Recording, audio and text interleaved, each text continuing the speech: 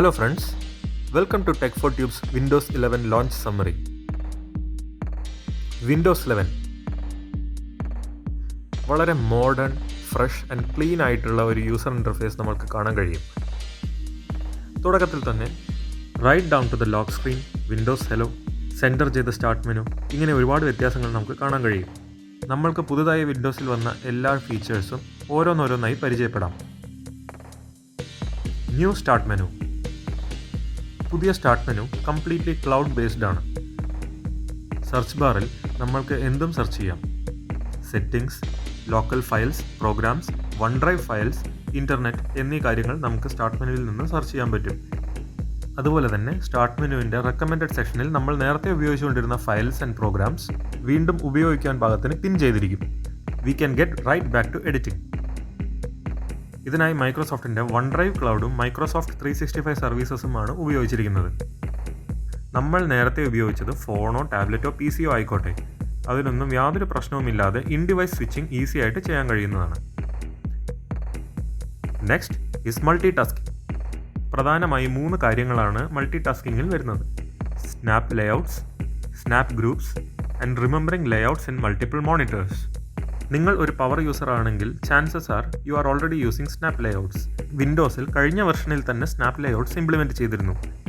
ഓരോ വിൻഡോയും ഓരോ ഭാഗത്തേക്ക് ഡ്രാഗ് ചെയ്താൽ അത് അതാത് സ്ഥലങ്ങളിൽ പോയി പ്രത്യേക രീതിയിൽ മാക്സിമൈസ് ആയി നിൽക്കുന്നതാണ് snap layouts. Windows 11 maximise button മേലെ മൗസ് ഹോവർ ചെയ്താൽ സ്നാപ്പ് ലേഔട്ടുകൾ നമുക്ക് കാണാൻ കഴിയുന്നതാണ്. ഇതിൽ ഏത് ലേഔട്ടിൽ ഏത് സ്ഥാനത്തേക്ക് വേണമെങ്കിലും നമ്മൾക്ക് ഇപ്പോഴുള്ള വിൻഡോയെ മാക്സിമൈസ് ചെയ്യാവുന്നതാണ്. സ്നാപ്പ് ഗ്രൂപ്പ്സ് എന്നാൽ ഒന്നിലധികം പ്രോഗ്രാമുകളോ വിൻഡോകളോ നമ്മൾക്ക് ഒരു സെയിം ഗ്രൂപ്പായി മിനിമൈസ് ചെയ്യാനും സെയിം ഗ്രൂപ്പായി റിസ്റ്റോർ ചെയ്യാനും നമുക്ക് കഴിയുന്നതാണ്. ഇനി പ്രധാനമായുള്ളത് റിമെമ്പറിംഗ് ലേഔട്ട്സ്. നിങ്ങൾ വീണ്ടും ഒരു പ്രോഗ്രാം തുറക്കുമ്പോൾ നേരത്തെ ആ വിൻഡോ എവിടെയാണ് ഉണ്ടായിരുന്നതെന്ന് വിൻഡോസിന് ഓർമ്മിച്ച് വയ്ക്കാൻ കഴിയുന്നു. അതുപോലെ തന്നെ നിങ്ങളൊരു സെക്കൻഡ് മോണിറ്റർ യൂസ് ചെയ്യുന്ന വ്യക്തിയാണെങ്കിൽ രണ്ടാമത്തെ മോണിറ്ററിൽ ഏതൊക്കെ വിൻഡോ ഉണ്ടായിരുന്നു, ആദ്യത്തെ മോണിറ്ററിൽ ഏതൊക്കെ വിൻഡോ ഉണ്ടായിരുന്നു എന്നത് വിൻഡോസ് കൃത്യമായി ഓർത്ത് വയ്ക്കും. രണ്ടാമത്തെ മോണിറ്റർ ഡിസ്കണക്ട് ചെയ്താൽ രണ്ടാമത്തെ മോണിറ്ററിൽ ഉണ്ടായിരുന്ന എല്ലാ വിൻഡോസും മിനിമൈസ് ആവുകയും വീണ്ടും കണക്ട് ചെയ്യുമ്പോൾ അതെല്ലാം തനിയെ മാക്സിമൈസ് ആവുകയും ചെയ്യുന്നു. അതുകൊണ്ട് തന്നെ നിങ്ങൾ ലാപ്ടോപ്പ് ഉപയോഗിച്ച് രണ്ടാമതൊരു സ്ക്രീനിൽ കണക്ട് ചെയ്തിരിക്കുകയാണെങ്കിൽ രണ്ടാമത്തെ സ്ക്രീൻ ഡിസ്കണക്ട് ചെയ്താൽ എല്ലാ വിൻഡോയും കൂടെ ലാപ്ടോപ്പ് മോണിറ്ററിൽ നിങ്ങളെ ഡിസ്റ്റർബ് ചെയ്യുകയില്ല. അത് തനിയെ മിനിമൈസ് ആവുന്നതായിരിക്കും. ഇനി അടുത്തതായി പറയാം വിൻഡോസ് വിഡ്ജറ്റ്സിനെ കുറിച്ച്. ഒരു ഗ്ലാസ് പോലെയുള്ള പ്രതലത്തിൽ നിങ്ങൾക്ക് ആവശ്യമായ ഇൻഫർമേഷൻ എല്ലാം ഒറ്റയടിക്ക് കാണിക്കുന്നതാണ് വിൻഡോസ് വിഡ്ജറ്റ്സ്. ഇത് നിങ്ങൾക്ക് ഫുൾ സ്ക്രീൻ ആക്കാനോ മിനിമൈസ് ആക്കാനോ പകുതി സ്ക്രീനിൽ ഓവർലേ ആയിട്ട് കാണിക്കാനോ കഴിയുന്നതാണ്. ഈ വിൻഡോസ് വിഡ്ജറ്റ്സ് പൂർണ്ണമായും AI ആണ് നിങ്ങൾക്ക് ഫീഡ് ചെയ്യുന്നത്. ഈ പുതിയ വിൻഡോസ് 11 ഓപ്പറേറ്റിംഗ് സിസ്റ്റം പൂർണ്ണമായും ടച്ച് സ്ക്രീൻ ഒപ്റ്റിമൈസ്ഡ് ആണ്. തന്നെയുമല്ല ഇതിൽ എല്ലാ ഗെസ്റ്റേഴ്സും വർക്കാവുകയും ചെയ്യും.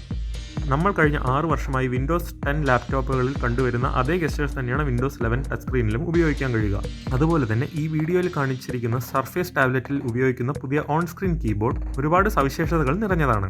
അതിലെ സ്പേസ് ബാർ നമ്മൾക്ക് കർസർ കൺട്രോളായി ഉപയോഗിക്കാൻ കഴിയുന്നതാണ്. കൂടാതെ ഇമോജിയും ഉണ്ട്. ഇനി പെൻ ഇൻപുട്ടിനെ കുറിച്ച് പറയാം. പെൻ ഇൻപുട്ട് പ്രധാനമായും സർഫേസ് ഡിവൈസുകളിലാണ് വരുന്നത്.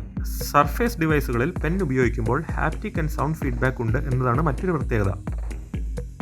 വിൻഡോസ് 11 നല്ല വൃത്തിയായി വോയിസ് റെക്കഗ്നിഷൻ ചെയ്യുന്ന ഒരു ഓപ്പറേറ്റിംഗ് സിസ്റ്റം കൂടിയാണ്. അതുകൊണ്ട് തന്നെ voice typing and voice commands ഈ ഓപ്പറേറ്റിംഗ് സിസ്റ്റത്തിൽ ഇൻബിൽട്ട് ആയിട്ട് ഉണ്ടായിരിക്കുന്നതായിരിക്കും.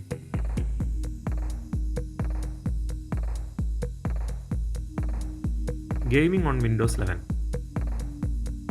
വിൻഡോസ് 11 ഓട്ടോ HDR എന്ന ഫീച്ചർ ഉണ്ടായിരിക്കുന്നതാണ്. കോമ്പാറ്റബിൾ ഹാർഡ്വെയർ ഉള്ള ഏത് കമ്പ്യൂട്ടറിലും ഈ ഫീച്ചർ ഉപയോഗിച്ച് ഗെയിം കളിക്കുകയാണെങ്കിൽ ഗെയിം വേറെ ലെവൽ തന്നെയാണ്. എക്സ്ബോക്സിൻ്റെ പുതുപുത്തൻ സീരീസിൽ വന്നിട്ടുള്ള ഡയറക്റ്റ് സ്റ്റോറേജ് ടെക്നോളജിയും വിൻഡോസ് 11 ഇൻബിൽട്ട് ആയിട്ടുണ്ട്. CPUവിന് അമിത ഭാരം കൊടുക്കാതെ ഗെയിമുകൾ ഡയറക്റ്റ് ആയിട്ട് ഗ്രാഫിക്സ് കാർഡിലേക്ക് ലോഡ് ചെയ്യാനുള്ള സൗകര്യമാണ് ഡയറക്റ്റ് സ്റ്റോറേജ് വഴി കിട്ടുന്നത്. അത് ഇന്റൽ ബ്രിഡ്ജ് ടെക്നോളജി ഉപയോഗിച്ചാണ് വർക്ക് ചെയ്യുന്നത്. Last but not the least, പുതിയ മൈക്രോസോഫ്റ്റ് സ്റ്റോറിനെ കുറിച്ച് സംസാരിക്കാം. പുതിയ മൈക്രോസോഫ്റ്റ് സ്റ്റോറിൽ ഇതുവരെ ഉണ്ടായിരുന്ന പോലെയല്ല, ഇനി മുതൽ Win32 ആപ്ലിക്കേഷനുകളും ഉണ്ടായിരിക്കുന്നതാണ്. അതുപോലെ തന്നെ നിങ്ങൾ ഒരു ഡെവലപ്പർ ആണെങ്കിൽ നിങ്ങൾക്ക് നിങ്ങളുടെ കണ്ടന്റ് മൈക്രോസോഫ്റ്റ് സ്റ്റോറിൽ പോസ്റ്റ് ചെയ്യണം എന്നിരിക്കട്ടെ. നിങ്ങൾക്ക് സ്വന്തമായി കണ്ടന്റ് ഡെലിവറി നെറ്റ്വർക്ക് ഉള്ള ഒരാളാണെങ്കിൽ മൈക്രോസോഫ്റ്റിന് പൂർണ്ണമായും ഒരു പൈസയും കൊടുക്കാതെ നിങ്ങളുടെ ആപ്ലിക്കേഷൻ നിങ്ങൾക്ക് വിൻഡോസ് സ്റ്റോറിൽ ഹോസ്റ്റ് ചെയ്യാവുന്നതാണ്. അതുപോലെ തന്നെ വളരെ വലിയൊരു സർപ്രൈസ് കിട്ടിയത് എന്താണെന്ന് പറഞ്ഞാൽ ആൻഡ്രോയിഡ് ആപ്ലിക്കേഷനുകളും ഇനി മുതൽ വിൻഡോസ് 11 സ്റ്റോറിൽ ഉൾപ്പെടുത്തിയിരിക്കുന്നു എന്നതാണ്. തിരഞ്ഞെടുക്കപ്പെട്ട ആൻഡ്രോയിഡ് ആപ്ലിക്കേഷൻസ് നിങ്ങൾക്ക് നിങ്ങളുടെ കമ്പ്യൂട്ടറിൽ ഇൻസ്റ്റാൾ ചെയ്യാം എന്ന് സാരം. ഈ ആൻഡ്രോയിഡ് ആപ്ലിക്കേഷൻസ് എല്ലാം തന്നെ വിൻഡോസ് സ്റ്റോറിൽ അവൈലബിൾ ആക്കിയിരിക്കുന്നത് ആമസോൺ ആപ്പ് സ്റ്റോറാണ്. ഇത്രയുമാണ് ഇന്നത്തെ വിൻഡോസ് 11 ഇവൻറ്റിൻ്റെ സമ്മറി. ഇനി വിൻഡോസ് 11 നമ്മൾക്ക് എപ്പോൾ കിട്ടുമെന്ന് ചോദിച്ചാൽ, ഈ വർഷം അവസാനമാവുന്നതോടുകൂടി വിൻഡോസ് 11 പ്രീ ഇൻസ്റ്റാൾ ചെയ്തിട്ടുള്ള കമ്പ്യൂട്ടറുകൾ നമ്മൾക്ക് വിപണിയിൽ കിട്ടും. നവംബർ 2022 കൂടിയാണ് Windows 11 role out plan finalise ചെയ്യുക എന്നാണ് അറിയാൻ കഴിയുന്നത്. ഇതുവരെ വില വിവരങ്ങളൊന്നും പുറത്തുവിട്ടിട്ടില്ലെങ്കിലും ജെനുവിൻ വിൻഡോസ് 10 ഉപയോഗിക്കുന്ന കോമ്പാറ്റബിൾ ഹാർഡ്വെയറുള്ള എല്ലാവർക്കും വിൻഡോസ് 11ലേക്ക് ഫ്രീ ആയിട്ട് അപ്ഗ്രേഡ് ചെയ്യാൻ പറ്റും എന്നാണ് അറിയാൻ കഴിയുന്നത്.